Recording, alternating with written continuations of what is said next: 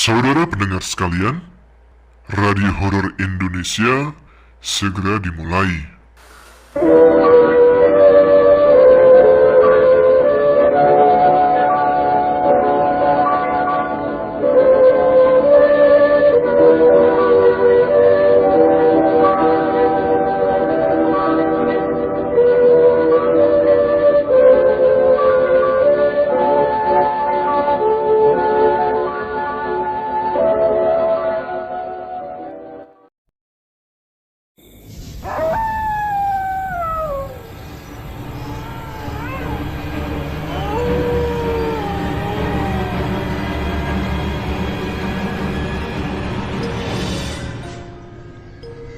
Assalamualaikum warahmatullahi wabarakatuh. Jumpa lagi dengan saya Tama dalam segmen Radio Horor Indonesia.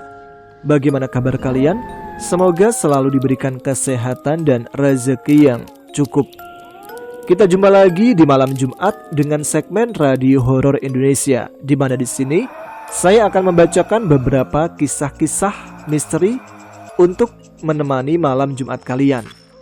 Bagi teman-teman yang ingin membagikan pengalaman mistisnya dan dibacakan di sini, bisa dikirim ya ke email kami di adaapagerangan20@gmail.com atau bisa melalui DM Instagram di @aagchannel, @aagchannel, juga melalui nomor WA yang ada di deskripsi ya.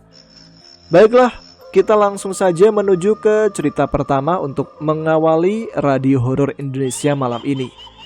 Cerita pertama kali ini ada sebuah pengalaman mistis di atas sebuah kapal pesiar yang sangat megah. Jadi walaupun kapal itu sangat megah, tidak menutup kemungkinan terhindar dari kejadian-kejadian mistis. Apalagi katanya kapal tersebut sudah berusia cukup tua. Baiklah, seperti apa ceritanya, kita langsung saja simak. Teman-teman ada apa gerangan? Ceritanya mulai dari sini. Saat itu di tahun 2017, aku bekerja di salah satu perusahaan kapal pesiar terbaik di dunia. Sebuah perusahaan kapal pesiar yang melayani perjalanan dengan rute keliling dunia atau benua. Di perusahaan itu didirikan pada tahun 1800-an. Jadi maklum, kalau arsitektur di kapal itu terkesan kuno, tapi elegan. Aku sebagai anak muda yang saat itu berusia 26 tahun, merasa sangat senang karena bisa bekerja di sana, apalagi sebagai seorang koki, posisi yang jarang didapatkan. Dimulai dari berpamitan pada orang tua, sanak saudara dan para sahabat, aku memulai perjalanan di bulan Juni tanggal 26 tahun 2017 dari Solo menuju Jakarta ke Bandara Soekarno-Hatta. Di bandara itu aku bertemu dua orang yang akan berangkat juga ke kapal pesiar yang sama. Mereka aku panggil Sultan dan Hasan. Pertemanan pun terjalin. Dari Jakarta kami menuju Hong Kong. Setelah transit di Hong Kong, kita menuju Bandara Chitel, Washington DC yang ada di USA. Ini pengalaman pertamaku berada di sana. Bisa bertemu dengan orang dari berbagai negara. Dan setelah menunggu selama 4 jam, akhirnya aku naik pesawat terakhir menuju ke Chican, sebuah daerah di negara bersalju, Alaska. Setelah sampai di sana, kami menginap di hotel dan beristirahat semalam. Keesokan paginya, setelah sarapan, kami diantar oleh pemandu menuju kapal yang sudah menunggu di dermaga, yang ternyata letaknya tidak jauh dari bandara. Ketika sampai di sana, aku sangat terpana melihat betapa megahnya kapal tersebut. Kapal yang menjadi tempatku bekerja bernama MS Nurdam. Salah satu kapal pesiar berukuran besar yang bisa menampung sampai 6.000 penumpang, termasuk para kru kapal. Aku mengamatinya dengan decak kagum. Tampak sangat kokoh dan besar. Rasanya sudah tidak sabar untuk berkeliling ke seluruh bagian kapal. Setelah jembatan penyangga untuk kru diturunkan dari kapal, aku pun segera lapor ke security bahwa aku adalah salah satu kru. Akhirnya aku bersama kedua temanku, Sultan dan Hasan, berpisah di koridor kapal.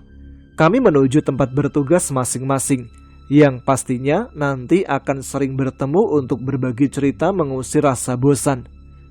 Tidak lama kemudian, aku didatangi oleh supervisor Go atau aspek ekologi. Dia bernama Marlon, berkewarganegaraan Filipina. Lelaki yang sangat ramah itu mengantarkan aku untuk mengambil kunci kamar. Lalu dia tunjukkan kepadaku keberadaan kamar yang akan aku tinggali. Setelah aku berganti pakaian seragam, Marlon mengajak berkeliling kapal. Dia memperkenalkan pada tiap-tiap bagian kapal yang ternyata benar. Kapal itu di dalamnya sangat megah. Dimulai dari dapur yang ada di setiap deck dengan total kru dapur ada 300 orang yang berasal dari berbagai negara dan perwakilan dari Indonesia hanyalah aku saja. Sungguh suatu kebanggaan dan pengalaman yang tidak akan terlupakan. Setelah dari dapur, kami berkeliling ke atas. Di sana merupakan tempat para tamu melakukan berbagai kegiatan. Tampak semua barang di sana, baik itu meja maupun patung terlihat antik dan mewah.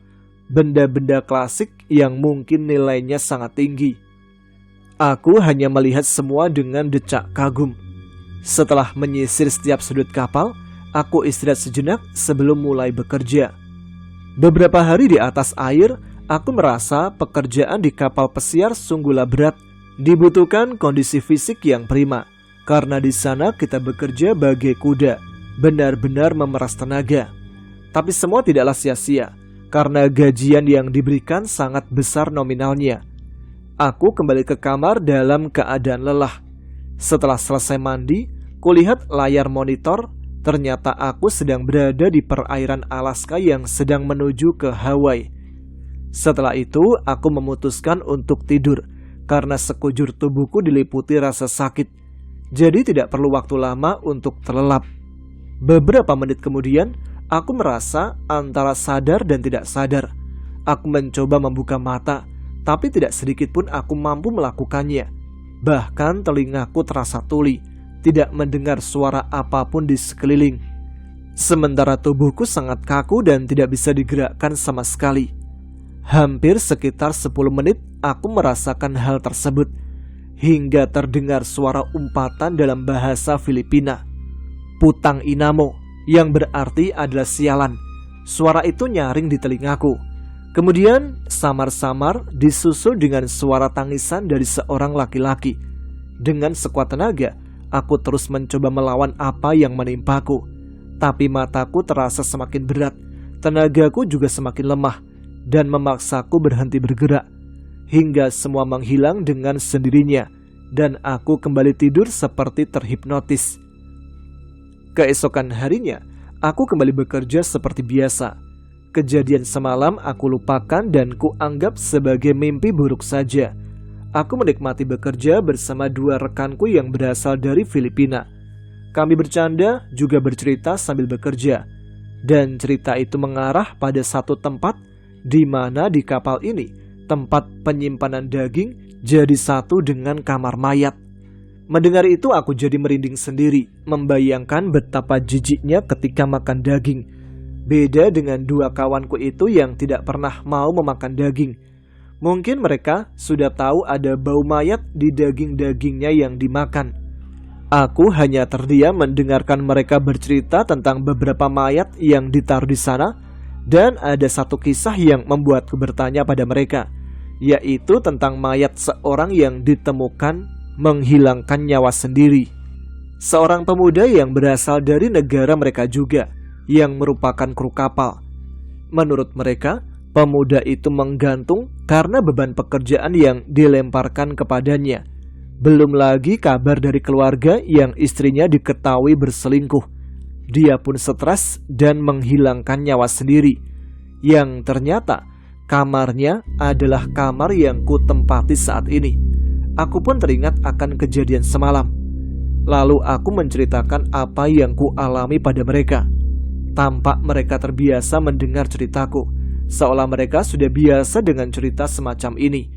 Dan benar saja, salah satu dari mereka bilang kalau gangguan itu selalu ada di kamar yang kutempati. Di kamar yang menjadi tempat ia membunuh dirinya sendiri dengan cara menggantung.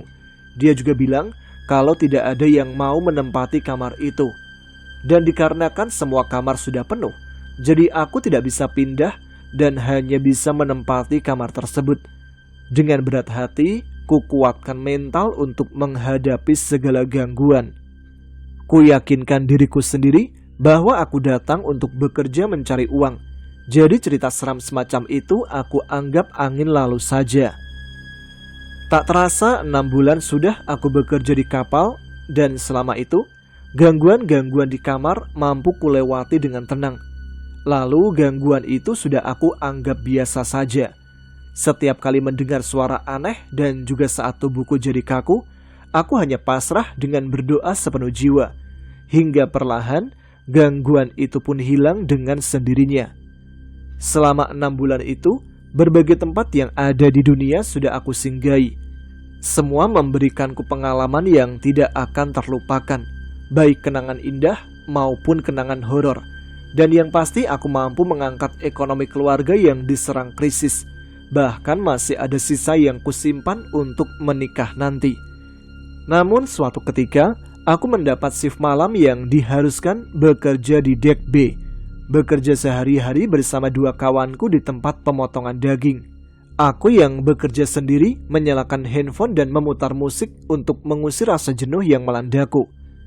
Beberapa saat kemudian, tiba-tiba datang orang berbulu tinggi besar masuk ke tempat kerjaku. Dia menyuruhku agar mematikan musik dari handphoneku. Katanya para penghuni kamar sebelah tidak bisa tidur, termasuk dia. Akhirnya musikku pelankan. Lelaki itu pun keluar meninggalkanku. Setelah berpikir tentang hal itu, aku menjadi merinding sendiri. Loh, ini kan di dek B. Tidak mungkin ada kamar tamu kecuali kamar mayat. Batinku dengan pikiran ngeri. Jelas kalau yang dimaksud bule itu adalah kamar mayat. Dia berasal dari kamar penyimpanan daging itu. Seketika tubuhku langsung lemas. Keringat dingin mengucur deras dan jantung berdebar begitu keras. Keesokan hari setelah tugasku usai, aku memberanikan diri untuk mengecek ruangan sebelah. Tampak ada pintu besi besar yang bertuliskan freezer. Saat aku masuk ke dalam, ada sebuah pintu lagi yang bertuliskan molekil, yang berarti kamar untuk menyimpan jenazah selama di kapal. Di ruangan itu tercium aroma formalin yang sangat menyengat, yang membuatku ngeri sendiri dan segera beranjak meninggalkan ruangan itu.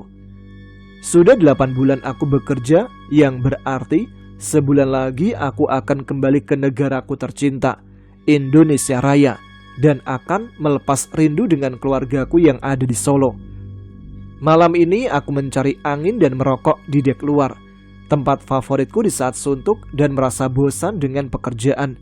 Terkadang 2 kawanku yang bekerja di sini juga berada di dek luar denganku. Ku hisap rokok kuat-kuat melawan hembusan angin. Sambil memandangi gelapnya lautan, ku rasakan sungguh sejuk sekali malam itu, di mana posisi kapal sedang berada di perairan Tasmania, dengan air laut tampak tenang. Di dalam kesendirianku itu, tiba-tiba ada perempuan berlari melewatiku. Dia berhenti dengan jarak tidak jauh dariku.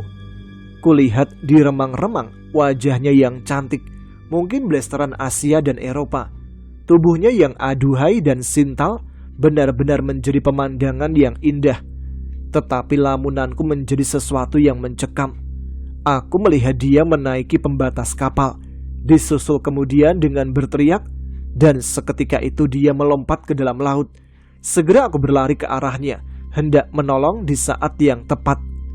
Ketika aku menjatuhkan diri ke laut, tiba-tiba ada tangan yang sangat kuat mencengkeram rambutku dari belakang. Ditarinya aku dengan kuat menuju ke tengah kapal. "Kamu udah gila ya?" ucap seseorang yang menarikku tadi. Ternyata dia adalah salah satu kawanku ini. Dia berkata kalau perasaannya tidak enak. Lalu dia berjalan-jalan untuk menenangkan pikirannya menuju dek di mana aku berada. Ketika dia hendak mendekati aku, tiba-tiba saja aku berlari dan melompat ke lautan. Untung saja masih dalam jangkauan tangannya. Dia menanyakan tentang apa yang hendak aku lakukan dengan hal berbahaya tadi. Sebelum aku menjawab, datang seorang senior mendekat. Mungkin dia juga sedang suntuk hendak menenangkan pikirannya. Di saat itulah aku menceritakan kalau hendak menolong seorang wanita yang melompat ke lautan. wanita blasteran itu dengan tiba-tiba menceburkan diri ke laut yang sontak membuat naluriku ingin menolongnya. Pria senior yang ada di dekatku menceritakan kalau wanita itu adalah penghuni paling tua di kapal ini. Orang-orang menyebutnya dengan sebutan The White Light atau si wanita bermuka pucat. Sosok itu sering menampakkan diri, bahkan sudah menelan beberapa korban jiwa. Semua peristiwa yang terjadi pada korban selalu sama. Mereka melompat keluar dan tenggelam. Mendengar cerita tersebut, aku merasa sangat bersyukur. Tuhan sudah mengirimkan kawanku di saat yang tepat dan masih memberiku umur yang lebih panjang. Setelah pertemuanku dengan si wanita bermuka pucat, berakhirlah pengalamanku bertemu dengan hantu kapal pesiar. Nah, itu dia cerita yang pertama untuk malam hari ini. Sebuah pengalaman bekerja di kapal pesiar yang ternyata tidak luput dari kejadian mistis. Baiklah, kita langsung menuju ke cerita selanjutnya atau cerita yang kedua ya. Langsung saja, teman-teman ada apa gerangan? Ceritanya mulai dari sini. Pada hari itu, tanggal 30 September 2009. Seperti biasa, aku berangkat kerja ke kantor dengan penuh semangat. 4 tahun lalu, aku mendapat panggilan bekerja di salah satu bank di kota Padang. Pekerjaan yang sudah aku tekuni ini mampu memenuhi kebutuhan hidupku selama ada di sana. Kota yang aku datangi sebagai seorang pendatang atau seorang perantauan. Aktivitas hari ini berjalan dengan baik-baik saja. Tidak ada sesuatu yang terasa aneh juga. Dan tidak ada firasat buruk yang mengganggu pikiranku. Sepulang dari kantor, jam 5 sore, aku mampir ke laundry yang jaraknya sekitar 3 km dari kantor. Aku akan mengambil pakaian yang sudah 2 hari kutaruh di laundry. Maklumlah, aku yang masih bujangan sangat enggan untuk mencuci sendiri. Untuk makan pun aku selalu keluar kontrakan untuk jajan atau sekedar nongkrong di warung kopi. Setelah aku ambil pakaianku, aku langsung melaju sampai di salah satu hotel yang aku lewati, yaitu Hotel Pangeran. Aku berhenti untuk mampir ke ATM. Meskipun ATM terlihat lumayan ramai, aku tetap berhenti karena ada beberapa barang penting yang harus aku beli esok pagi. Aku pun memarkirkan motor sejajar dengan motor lain yang lebih dulu datang. Segera aku bergabung dalam antrian. Tidak lama kemudian, kulihat seorang perempuan dengan gaun merah muda datang seperti terburu-buru. Dia lalu berdiri di belakangku. Beberapa saat kemudian, datang lagi 2 orang sekaligus. Seorang pria parubaya dengan pakaian adat dan seorang pemuda masih berseragam pramuka. Aku hanya merasa aneh saja dengan mereka. Aku yang mencoba tersenyum ramah, tapi kulihat hanya wajah pucat tanpa ekspresi sedikit pun. Sementara beberapa orang yang berada di depanku tidak menggubris dengan kehadiran orang-orang tersebut. Terasa kaku dan canggung kurasakan situasi di ATM saat itu. Setelah tiba giliranku, segera aku masuk ke dalam dengan sedikit tergesa-gesa. Aku mengambil uang tanpa menghitung kembali jumlah uang yang kutarik. Langsung saja kumasukkan dompet dan aku pun bergegas keluar. Keherananku muncul saat tidak kulihat satupun orang ada di luar. Sepi, tidak ada seorang pun di sana. Sedangkan ketika aku berangkat ke ATM, tampak begitu ramai. Aneh kan? Batinku bergumam. Aku yang tersadar dengan kartu ATM yang tertinggal, segera kembali masuk dan bebarengan dengan itu, tiba-tiba aku merasa ada goncangan yang membuatku bergoyang. Awalnya aku mengira sedang pusing, tapi semakin lama, guncangan itu semakin kencang. Segera aku taruh kartu ATM ke dalam dompet. Saat aku kembali keluar, kembali guncangan itu datang dengan dahsyat. Hingga aku melihat kepanikan orang-orang yang berhamburan sambil berteriak, "Gampong, gampong," seperti itu. Aku yang ikut dalam kepanikan bergegas menuju jalan raya. Baru beberapa langkah, terdengar suara keras yang kulihat atap ATM itu ambruk. Dengan penuh ketakutan, saat melihat pun guncangan begitu besar, aku terus berlari ke arah tanah lapang. Oh, gampang itu berarti gempa mungkin ya. Inilah dalam seumur hidupku aku melihat bangunan goyang naik turun, kendaraan di jalan yang tidak beraturan posisinya. Kepanikanku semakin bertambah ketika sirine peringatan tentang adanya tsunami di laut yang letaknya di belakang Hotel Pangeran. Sambil berjongkok aku terus berdoa, pasrah jika memang aku meninggal dalam musibah gempa ini. Aku berharap jasadku ditemukan. Itulah keputusasaan yang ada dalam pikiranku. Gempa yang terasa kurang lebih 5-7 detik itu terasa seolah kiamat. Begitu menakutkan bagiku. Di tengah kepanikan, aku mulai menghilangkan rasa putus asa di hatiku. Begitu guncangan itu berhenti, aku pun langsung bangkit menuju motorku yang ambruk. Kuraih plastik berisi pakaian yang kuambil tadi. Dengan gemetar, ku starter motor lalu melaju dengan pelan. Terdengar tangisan dan teriakan silih berganti dari setiap sudut yang kulewati. Dan saat itulah aku langsung berpikir untuk ke kantor PMI cabang Kota Padang. Sesampainya di markas, kulihat sudah ada kesibukan di sana. Mereka sudah bersiap dengan pembagian tugas. Aku yang belum sempat ganti pakaian langsung ditugaskan komandanku yaitu Bang Toke untuk bergabung dengan 6 orang anggota yang sudah standby di markas. Bersama mereka aku melaju menuju rumah sakit M. Jamil Padang untuk membantu evakuasi korban di sana. Ternyata baru diketahui telah terjadi gempa dengan skala besar 7,6 skala Richter yang baru saja mengguncang kota ini. Di tengah perjalanan, tepatnya di jalan Sawahan, aku dan tim diberhentikan warga untuk evakuasi di sebuah perkantoran karena ada 10 orang yang terkurung di dalam bangunan 3 lantai yang saat ini sebagian ambruk, menyisakan lantai 2 dan lantai 3 saja. Kami tak bisa menolak. Akhirnya 4 orang anggota turun di sana, sementara 3 orang lagi di-drop di rumah sakit. Kurang lebih pukul 8 malam aku kembali ke markas untuk laporan dan ganti pakaian lapangan. Setelah berizin dengan anggota lain yang ada di markas, kami pun membagi tugas. Aku dan 8 orang ditugaskan ke sebuah hotel yang banyak korban tertimpa reruntuhan. Di sana sekitar pukul 10 malam, kami berangkat ke titik masing-masing. Hanya ketegangan yang kurasakan malam itu. Tidak ada senyum sedikit pun dari wajah kami yang mulai kusut. Darah, teriakan, tangisan, dan duka yang dalam membekas dalam hati kami. Sesampainya di hotel tersebut, warga sudah banyak yang berkerumun di luar garis polisi yang membentang. Kami dibantu oleh tim Red Cross dari luar negeri waktu itu. Mereka membawa 2 anjing pelacak. Selain itu, kami juga dibantu oleh bapak-bapak dari TNI dan tim SAR untuk evakuasi di hotel tersebut. Bangunan yang labil dan penerangan yang kurang membuat proses evakuasi berjalan lambat.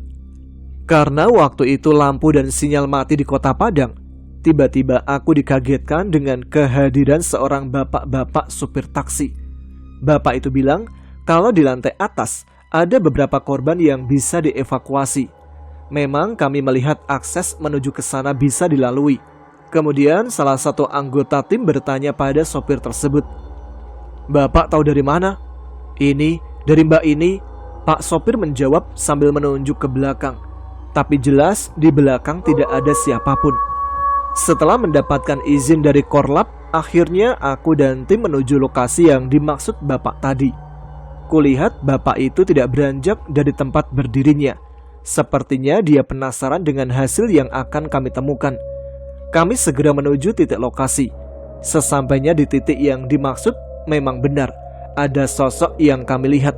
Perempuan dengan keadaan darah di kepalanya yang terkena reruntuhan bangunan dan sudah mengeluarkan bau yang kurang sedap menusuk hidung kami. Begitu proses evakuasi dimulai dan si korban akan dimasukkan ke kantong mayat, tiba-tiba si bapak sopir taksi tadi bilang, Dek, sebentar, sepertinya aku kenal dengan orang ini." Mendengar ucapan bapak itu, aku menunda memasukkan mayat tersebut. Salah satu dari tim mendekat dan bertanya kepadaku, "Kenapa, Dek?" "Ini, bapak ini katanya kenal sama korban." Dia pun bertanya pada bapak tersebut, "Bapak kenal sama perempuan ini?" Bapak itu terlihat agak lama melihat sosok mayat dengan pandangan yang tajam. Mungkin dia sedang mengingat. Astaghfirullahalazim, ini perempuan yang tadi memberitahu saya kalau di sana ada korban, kata sang bapak. Aku dan teman-teman sontak terkaget dengan ucapan bapak tersebut. Langsung saja aku merasa merinding. Kembali kulihat jasad perempuan itu, dan barulah aku sadar. Perempuan itu merupakan perempuan yang kutemui ketika di ATM. Perempuan cantik dengan gaun merah muda. Perasaan ngeri langsung menyelimutiku, tapi tidak kuceritakan pada teman-teman satu timku. Kulihat si bapak sopir hanya duduk lemas tengah tidak percaya dengan kejadian yang baru dialaminya. Sama sepertiku yang merasakan hal serupa. Tidak lama kemudian, aku juga melihat tim lain yang membawa jasad yang juga kutemui ketika di ATM tadi.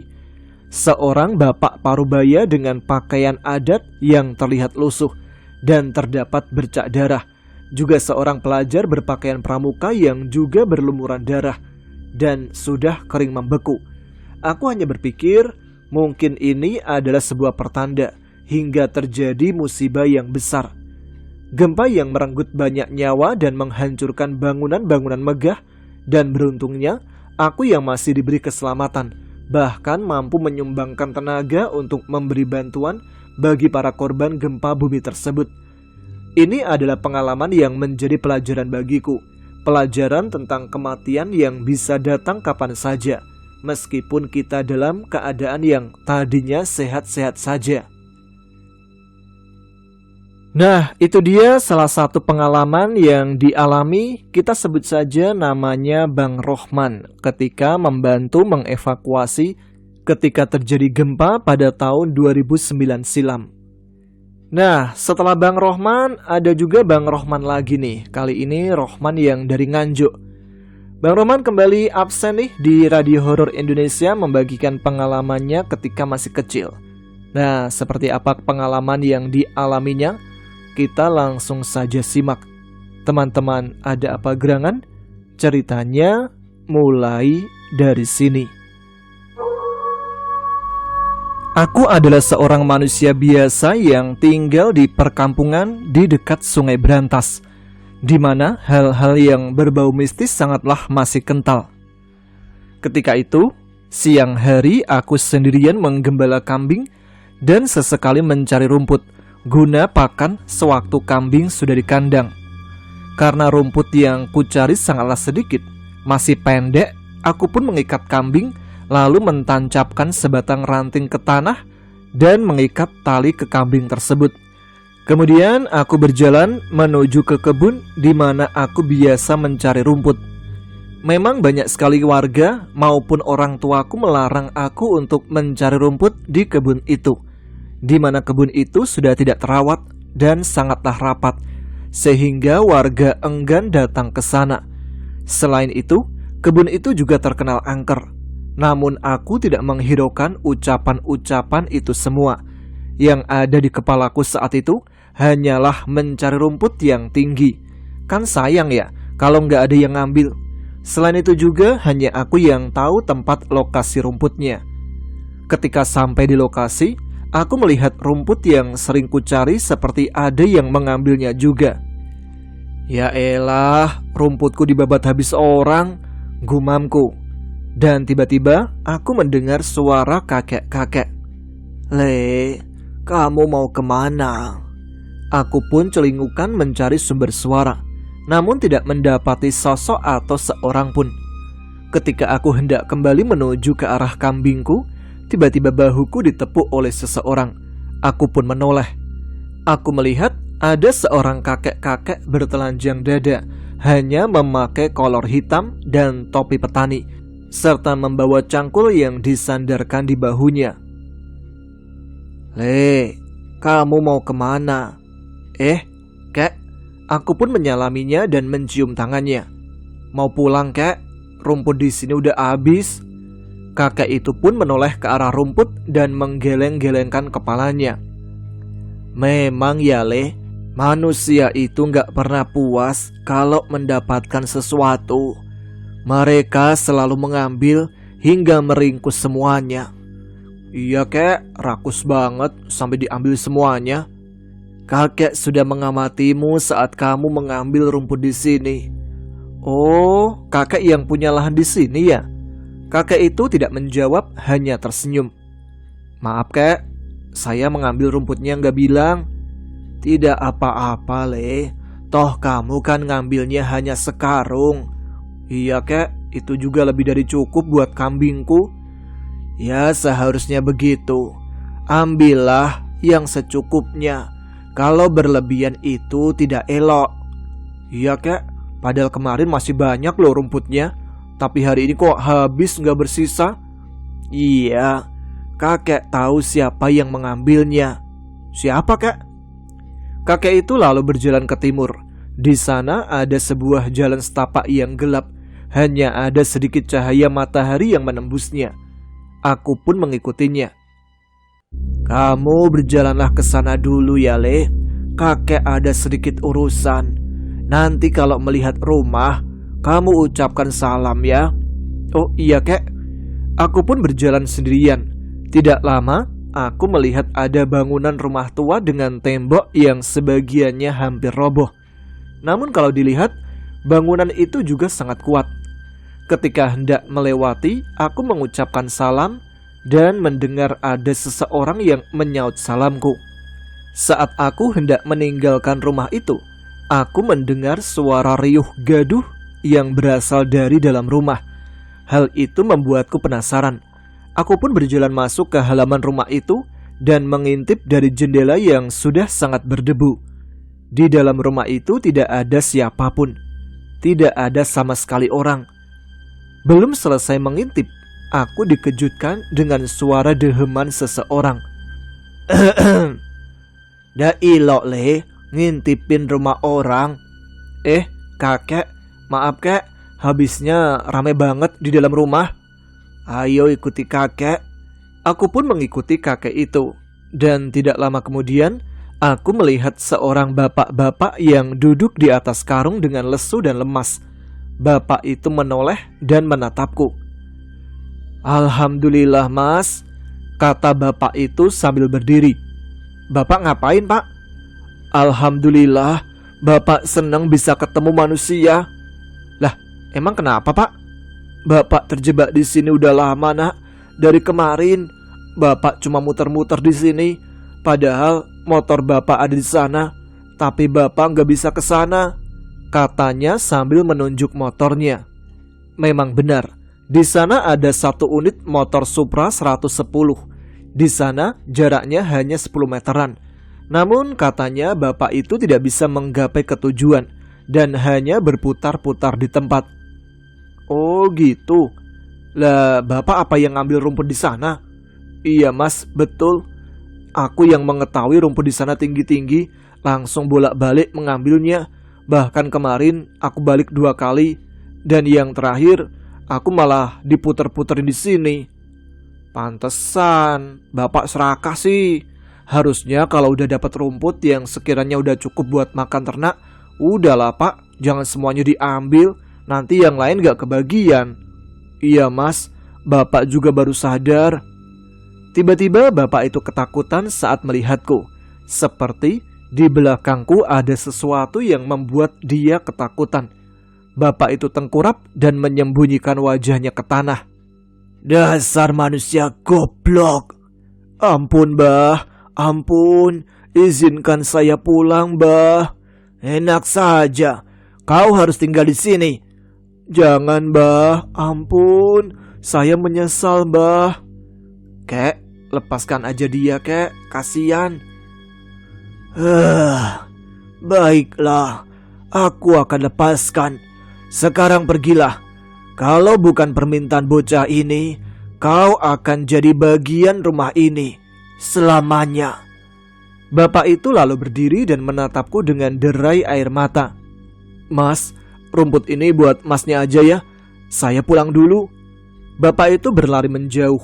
Aku melihat di atas kepalanya ada sosok hitam yang terus mengikutinya. Dan ada 3 kepala yang melayang. Kek, itu? Biarkan saja. biar dia yang menanggungnya. Ini nggak apa-apa buat saya. Iya Le, bawa saja. Wah, lumayan ini, nggak perlu capek-capek ngaret. Makasih loh Kak, matur nuwun. Ya, sama-sama Le.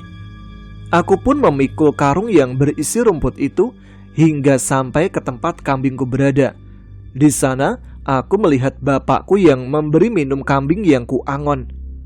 Kamu dari mana saja Le? Ngarit apa? Sambil menurunkan rumput di depan bapak persis. Udah cukup, ayo pulang. Aku dan bapak pun pulang ke rumah. Hingga sewaktu habis maghrib, tiba-tiba adikku menjerit dan menangis ketika dia ada di kamar mandi. Katanya dia melihat ada 3 kepala manusia. Masa sih dek? Iya mas, tuh, sambil menunjuk ke arahnya. Di kamar mandiku memang dulu belum ada penerangan, jadi kalau malam ya gelap-gelapan. Yang katanya adikku selesai buang air, dia ketika mencari-cari gayung tidak sengaja menyentuh sebuah benda seperti rambut. Dan ketika diangkatnya, barulah terlihat kepala yang menyeringai. Bahkan di bawah kaki juga ada, dan di atasnya juga ada satu lagi. Jadi ada 3 kepala. Apa benar ini kepala tadi siang? Batinku. Bapak pun menghampiri. Ada apa man? Ini pak, kata adik, dia melihat kepala. Dan tiba-tiba terdengar suara tertawa dari timur rumah. Adikku yang mendengar langsung menjerit dan menangis. Tuh di sana, katanya sambil menangis. Aku melihat memang benar ada 3 kepala manusia yang melayang mendekati kami. Ayo Le, masuk rumah aja. Belum sempat masuk, aku yang masih berada di luar refleks memegang ranting bambu dan langsung memukulnya dengan sekuat tenaga ke salah satu kepala yang ada di sana. Aku yang merinding juga ikut masuk ke dalam rumah setelah puas memukul kepala itu. Belum sampai di situ, adikku tiba-tiba panas tinggi dan melihat bapak seperti hantu. Adik sangat ketakutan jika melihat bapak. Ini bapak Le. Bukan, kamu bukan bapakku. Pergi sana. Walah, bapak sendiri kok diusir. Adikku pun kemudian dipegangi oleh ketiga kakakku. Dan tidak lama aku melihat dari rumah sebelahku muncul sosok yang bertelanjang dada dengan rambut acak-acakan. Dia hanya memakai kolor hitam. Sosok itu matanya melotot seperti hampir keluar. Dan samar-samar dia berubah menyerupai bapak. Aku yang tahu langsung menyabetkan sarung yang sering digunakan bapak.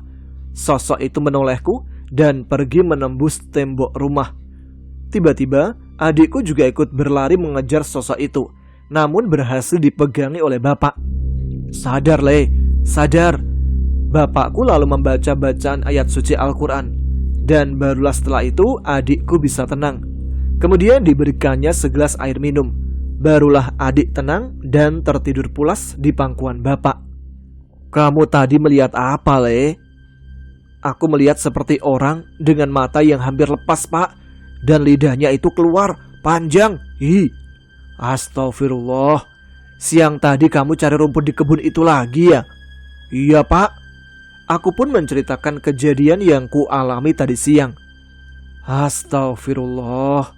Kebun itu tuh dihuni banyak sekali siluman dan jin. Untung saja kamu masih selamat. Tapi imbasnya adikmu dan keluarga kita yang kena. Ya aku mana tahu lah pak. Rumput kan hasil alam. Mana bisa dikuasai mereka seenaknya. Jadi sayang kan kalau dibiarkan tinggi gak dibabat. Bapak pun hanya menggeleng-gelengkan kepalanya.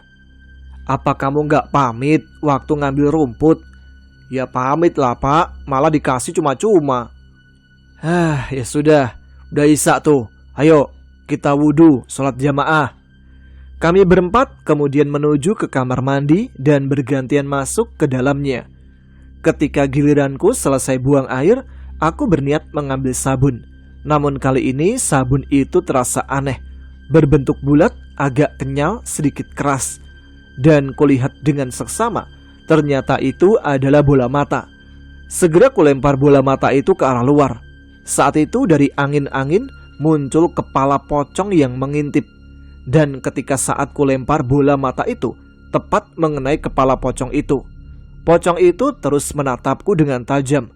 Karena kesal, aku pun meraih gayung dan kusiramkan ke pocong itu. Barulah pocong itu menghilang. Kemudian aku bergegas mengambil air wudhu dan ikut sholat berjamaah. Nah, itulah pengalaman yang pernah aku alami ketika aku masih kecil dan masih suka mengangon kambing. Kalau cerita pendek-pendek begini aku ada banyak, Mas Tama. Mungkin lain kali aku akan bagikan lagi untuk ya sekedar sharing-sharing cerita pengalaman mistis lah. Terima kasih untuk teman-teman Ada Apa Gerangan yang sudah mau mendengarkan ceritaku. Terima kasih juga untuk Mas Tama yang sudah mau membaca pastinya. Tetap semangat ya pokoknya, selalu membacakan cerita untuk kita-kita semua. Wassalamualaikum warahmatullahi wabarakatuh. Waalaikumsalam warahmatullahi wabarakatuh. Terima kasih untuk Bang Rohman yang ada di Nganjuk, yang telah membagikan cerita pengalamannya di masa kecilnya. Kemarin saya sempat diundang ya buat mampir ke Nganjuk ketika saya pergi ke Cepu, tapi kayaknya nggak jadilah. Kayaknya bakal banyak gangguan ini. Ya sudah, itu dia cerita terakhir untuk malam hari ini. Sebelum kita akhiri segmen Radio Horor Indonesia, seperti biasa selalu ada segmen kirim-kirim salam atau baca-baca salam buat teman-teman yang sudah menuliskan pesan di kolom komentar video Radio Horor Indonesia minggu lalu ya. Siapa nih di sini yang selalu menanti-nantikan namanya dibacakan atau dikirimi salam di segmen Radio Horor Indonesia ini? Nah, ada siapa aja kali ini? Yang pertama salamnya buat Dini Iskandar dari utara Malaysia, Penang, yang senantiasa absen dan support Ada Apa Gerangan baik 1 maupun 2. Terima kasih untuk Dini Iskandar yang ada di Penang, Malaysia. Penang kan ya ini bacanya, bukan Penang ya. Penang apa Penang ini? Lalu ada Persi Permata, kemudian Mas Abdul Syukron yang ada di Klaten, Aska Paris yang ada di Paris nggak nih? Ada juga Mas Agus Sunarto, lalu Bang Heldi Setio, ada juga Teh Is S Liazel yang ada di Kuningan. Ada teteh-teteh lagi nih, Teh Elit Sumiati kalau nggak salah baca ya. Kemudian ada Mbak Mai Agustus dari Madura. Ada juga Hidayat Otman. Waalaikumsalam, salam untuk Mas Tama aja dari Kedah, Malaysia. Mantap nih, salam balik buat teman-teman yang ada di Kedah ya. Salamnya juga buat Mas Herdi Heriadi yang ada di Cirebon. Lalu Mas Agus Permadi yang ada di Riau. Ada Mbak Ayu Fajri, Mas Irwan Mulyana. Kemudian Chelsea Deko yang ada di Jombang. Salam juga buat adik dari Tanah Ciremai katanya. Dan Cik Milah yang ada di Malaysia yang selalu nyimak. Terima kasih Cik Milah. Ditunggu nih cerita pengalaman horornya dibagikan. Kayaknya kemarin bilang begitu ya. Ada juga Johanna. Kemudian Mas Bandi Tato dari Solo. Dan ada yang dari Bojonegoro nih, Markuchan. Ada juga Arjasari. Kemudian Mbak Zainab yang dari Kelantan, Malaysia, Kota Baharu. Wah, banyak juga ya kali ini dari Malaysia. Ada juga Mas Denny Yuniarto yang selalu hadir, nggak pernah never katanya. Kemudian Riana Amelia dari Riyadh, Arab Saudi. Wah, lumayan jauh nih. Bukan lumayan lagi, udah jauh banget ini. Salamnya juga buat Eci Abeng yang ada di Indramayu. Salam-salam juga buat semua teman-teman penggemar katanya. Terima kasih Eci Abeng dari Indramayu. Salam ya buat teman-teman yang ada di sana. Kemudian Heni Versari, Aji Asmoro, Denis gitu aja. Kemudian ada Tauri dari Labuan, Pandeglang. Lalu ada Putri Ramadina dari Bandung aja. Ada Z93 dari Tasik. Ada Ida Bedui juga dari Tasik. Lalu Mas Faris Agiri Kurniawan sedang memantau aja dari Bojonegoro. Salam buat teman-teman di Bojonegoro ya. Dan yang terakhir ada Linda. Salamnya buat Ritsuki dan mamahnya yang ada di Jepang. Nah, itu dia Beberapa komen-komen yang bisa saya bacakan untuk episode RHI FM malam ini. Yang belum sempat saya bacakan namanya, saya kirim-kirim salam. Mungkin minggu depan ya. Pokoknya dimanapun teman-teman berada, saya doakan sehat selalu dan rezekinya selalu melimpah ruah sampai belibet kan tuh, saking melimpahnya. Ya sudah, mungkin kita akhiri saja episode RHI FM malam ini. Kita akan jumpa lagi di episode malam Jumat depan ya, untuk Radio Horor Indonesia. Tapi untuk segmen lain pasti besok masih ada. Dan sekarang saya Tama harus pamit, udah malam juga. Selamat beristirahat aja untuk teman-teman semuanya. Selamat malam. Wassalamualaikum warahmatullahi wabarakatuh.